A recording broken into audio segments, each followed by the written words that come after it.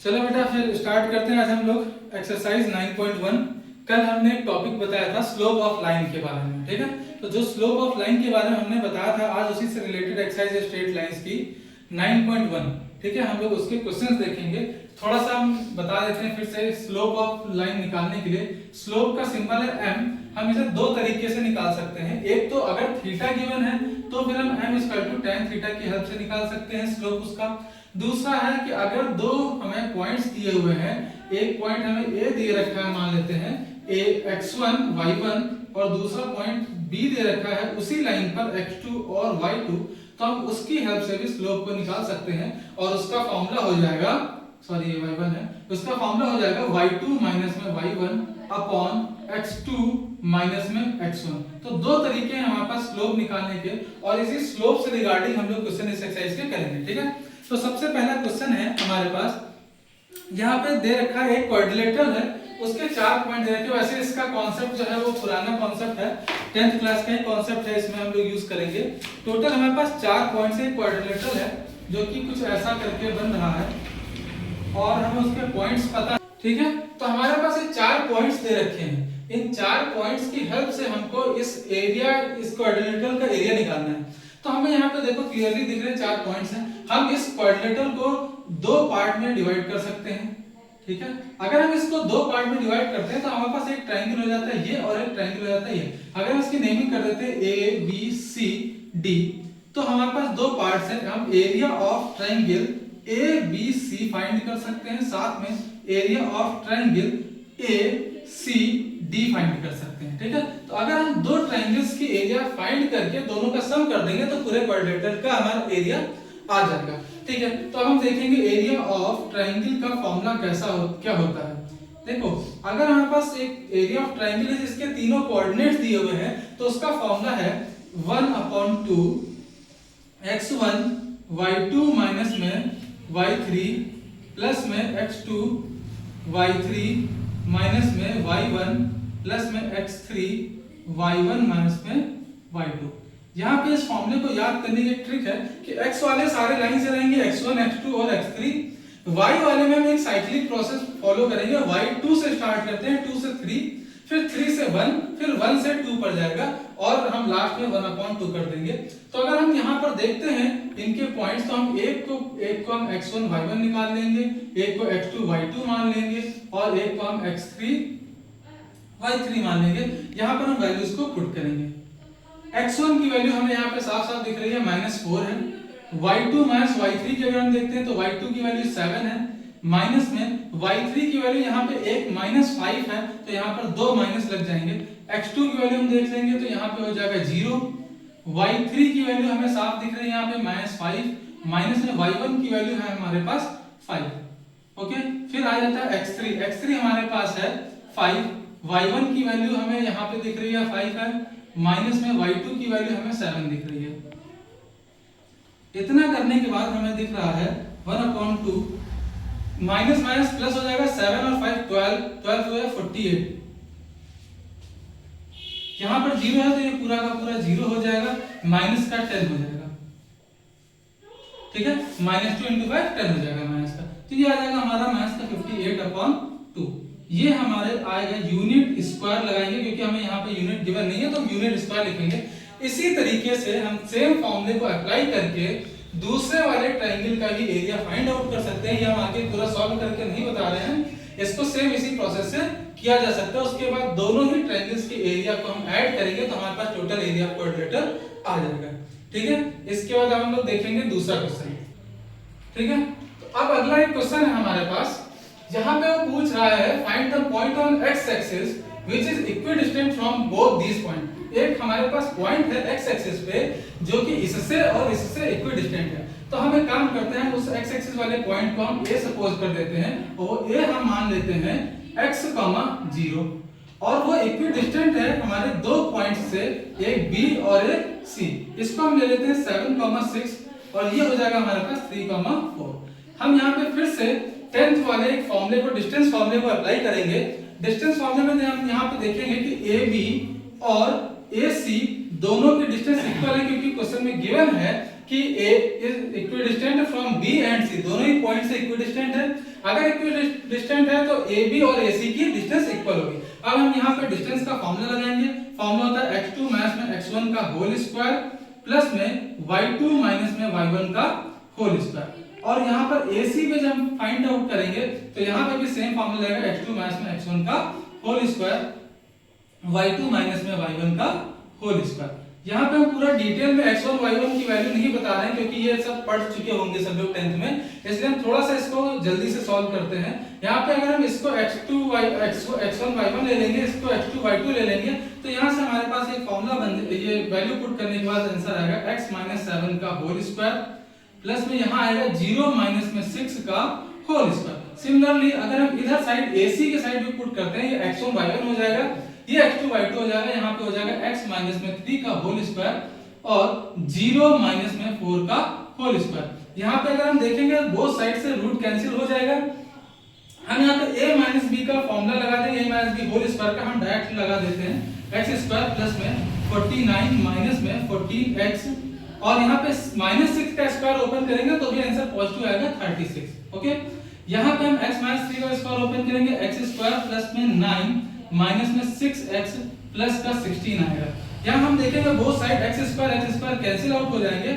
उसके बाद हमारे पास 49 प्लस में 36 इक्वल टू 14x इधर पॉजिटिव हो जाएगा माइनस का 6x प्लस में ये दोनों आएंगे 25। यहाँ से हमारे पास आएगा 8x की वैल्यू, इसको हम सॉल्व कर लेंगे, जो भी आ जाएगा 49 प्लस में 36 माइनस में 25। यहाँ से हमारे पास ये x की वैल्यू कैलकुलेट होकर के आएगी और जो ये x की वैल्यू कैलकुलेट होकर के आएगी वही हम यहाँ पर पुट कर देंगे और वो पॉइंट हमारा कंसीडर होगा x एक्सिस पर। तो वो जो हमारी वैल्यू निकलेगी उसको यहाँ पर पुट करने पे x की जो वैल्यू आएगी वो a पॉइंट हो जाएगा जो कि इक्विडिस्टेंट है दोनों से। ये इजीली हो सकता है, यहाँ पर कैलकुलेशन है जो कि इजीली किया जा सकता है, अब इसमें और कुछ करने की जरूरत नहीं है। तो ये पूरा 10th क्लास पर बेस्ड क्वेश्चन था, अभी यहाँ पर स्लोप निकालने की कोई जरूरत नहीं है। ठीक है, इसके बाद हम अगला क्वेश्चन देखेंगे।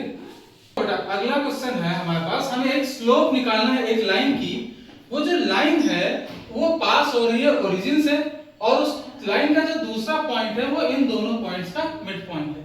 तो हमें यहाँ पे देखना पड़ेगा, जो हमें लाइन का स्लोप निकालना है हम उसको मान लेते हैं एक हमारे पास पॉइंट है P और एक है B। ठीक है, तो हम पहले तो मिड पॉइंट निकाल लेते हैं ऑफ PB। मिड पॉइंट का फॉर्मूला क्या होता है, x1 plus x2 upon 2 y1 plus y2 upon 2 दोनों फॉर्मूले होंगे। ठीक है, यहाँ पे हम देखेंगे फॉर्मूला जो x1 प्लस में x2 अपॉन 2 y1 प्लस में y2 अपॉन 2 ये हमारा मिड पॉइंट का फॉर्मूला हो जाएगा। अच्छा ठीक है, यहाँ ये x1 y1 है, ये x2 और y2 है, तो अगर हम देखेंगे तो 0 प्लस 8 अपॉन 2 आ जाएगा, ये x1 और ये x2 y1 हमारे पास हो जाएगा माइनस का 4 प्लस में y2 की वैल्यू हो जाएगी 0 अपॉन 2। ठीक है, तो यहाँ 8 अपॉन 2 करेंगे कितना आएगा 4 ये आ जाएगा -2।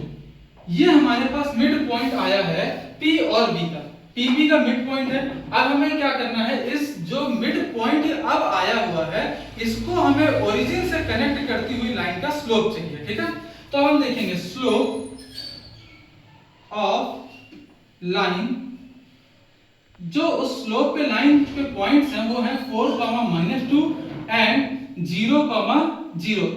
इस लाइन से जो कनेक्ट कर, इन दोनों पॉइंट से जो कनेक्ट कर रही है लाइन, हमें उस लाइन का स्लोप चाहिए। तो अकॉर्डिंग टू दिस ये x1 ये y1 हो जाएगा और इसमें इसको x2 y2 मान लेते हैं।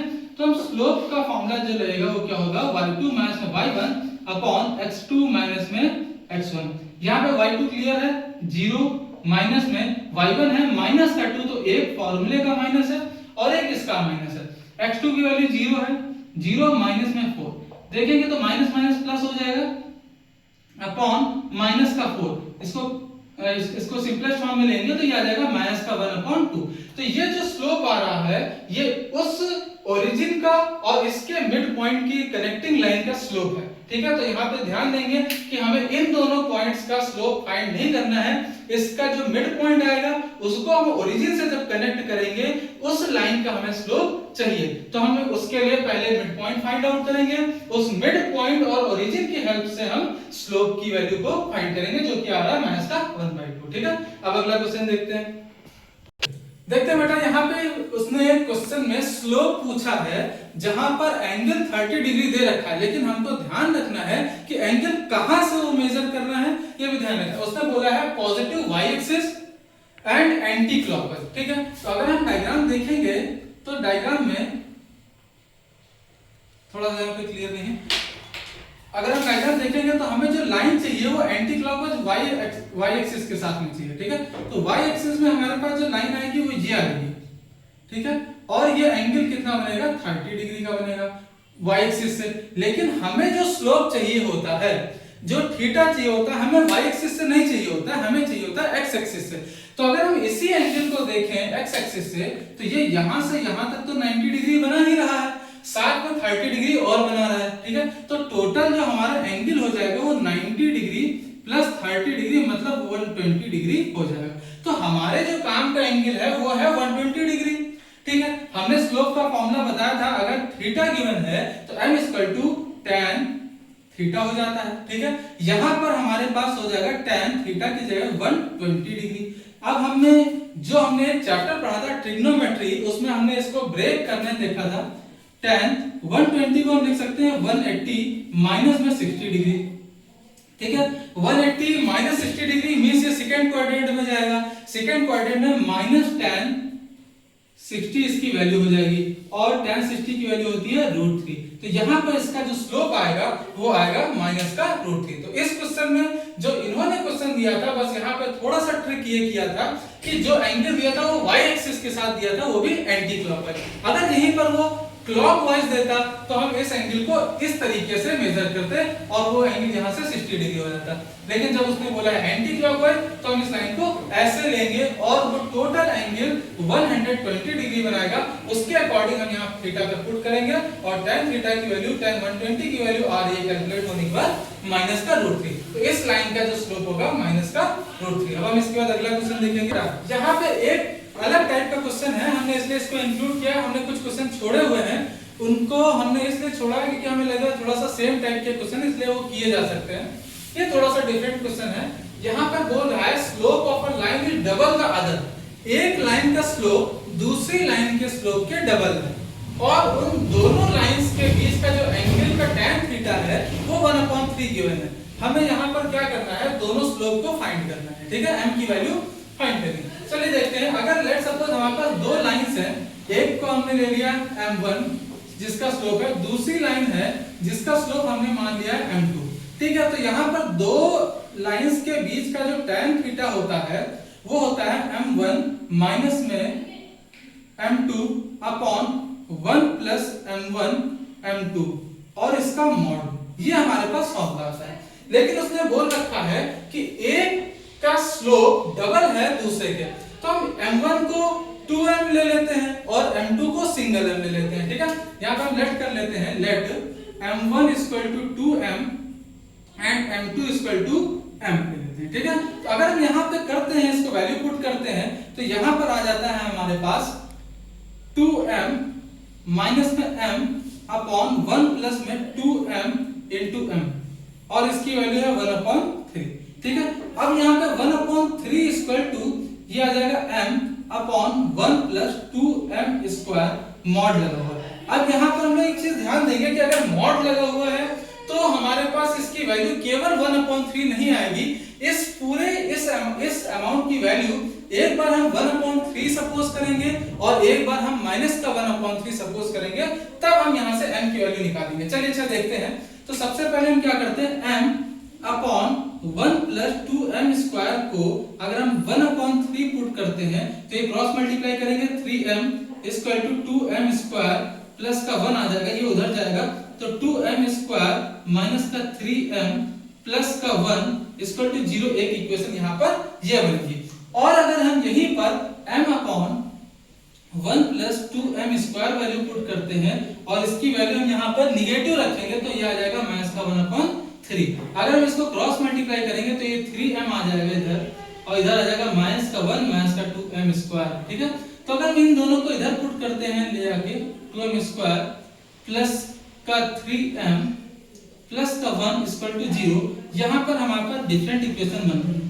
हम क्या करेंगे, इस क्वाड्रेटिक इक्वेशन को सॉल्व करेंगे तो यहाँ पर m की दो वैल्यूज आएंगी, और इसको सॉल्व करेंगे तो यहाँ पर m की दो वैल्यूज आएंगी, टोटल हमारे पास आएंगी 4 वैल्यूज।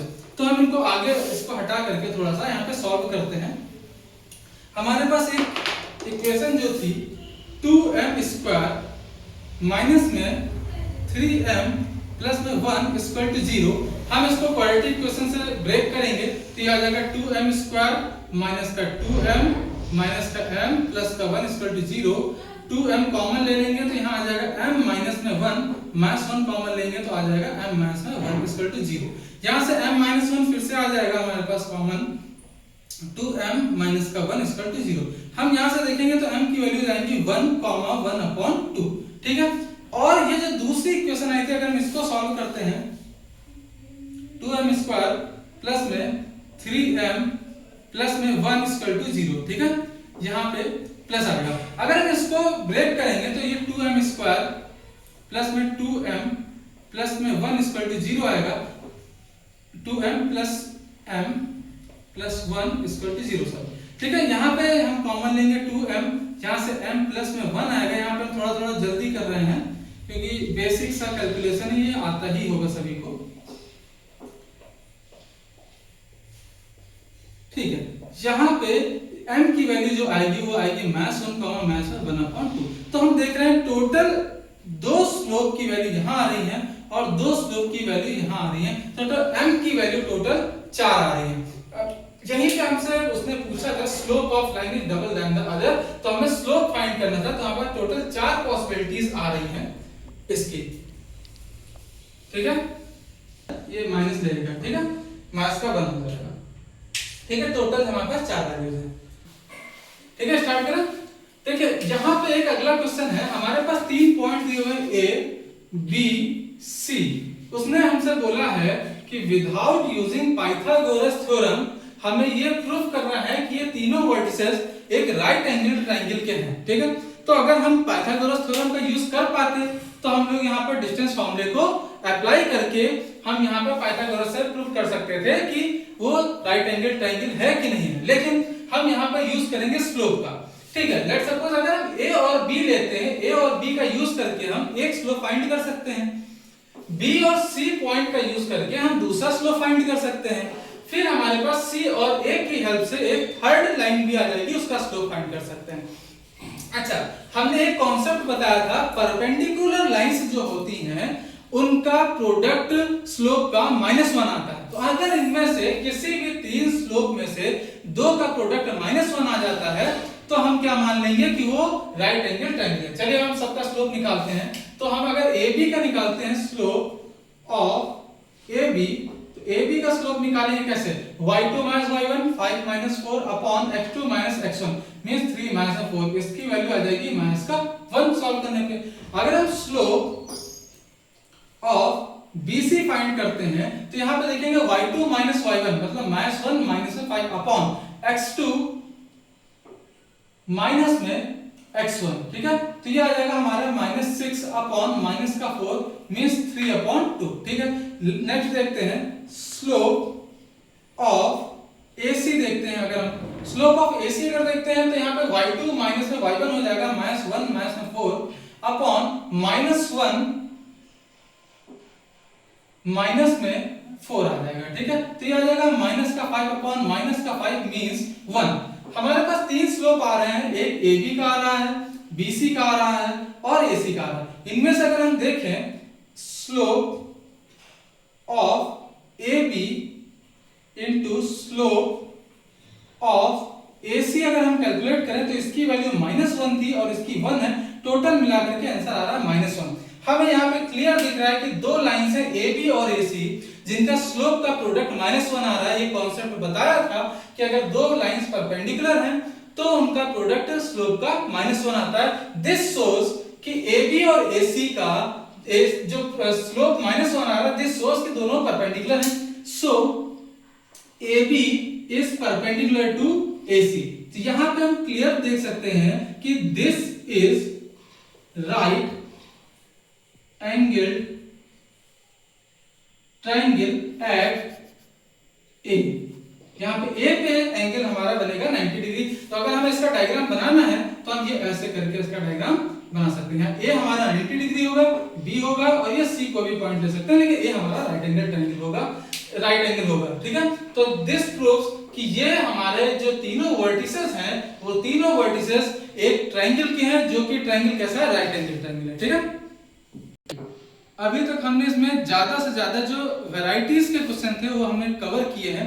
कुछ क्वेश्चंस और भी हैं, हमें लग रहा है कि वो इजी हैं, इजीली हो जाएंगे, थोड़ा सा कैलकुलेटिव हो सकते हैं लेकिन इजीली हो जाएंगे। तो अगर उसके बाद भी किसी भी क्वेश्चन में प्रॉब्लम लगती है 9.1 के, तो बताएंगे, तो हम अगले किसी भी वीडियो में उसको कवर कर देंगे। लेकिन जो हमें लगा कि वैरायटी के साथ कवर किया जा सकते हैं तो हमने उन क्वेश्चंस को कवर किया। फिर भी अगर किसी में प्रॉब्लम होगी तो बताएंगे।